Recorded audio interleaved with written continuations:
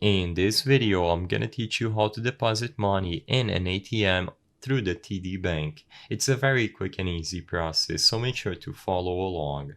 You are going to get all the information that you need regarding ATMs on the TD Bank website. So on a web browser, go to www.td.com and select your region accordingly between Canada and the US. Once you select the proper region, you can use the search function at the top to look for ATM.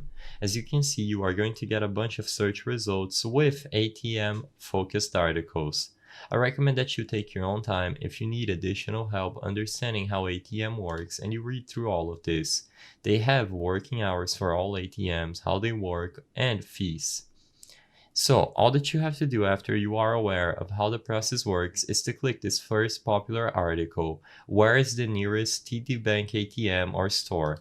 When you click this option, you will be able to find their store locator over here. So click this store locator and you will be redirected one last time to this page where you can input a street, city, state, or zip code to see all the available TD store branches or ATMs nearby.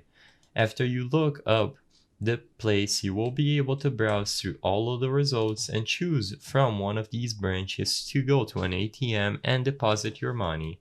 Regardless of which option you pick, you will be able to go to the specified place and find an ATM or store in order to deposit your money.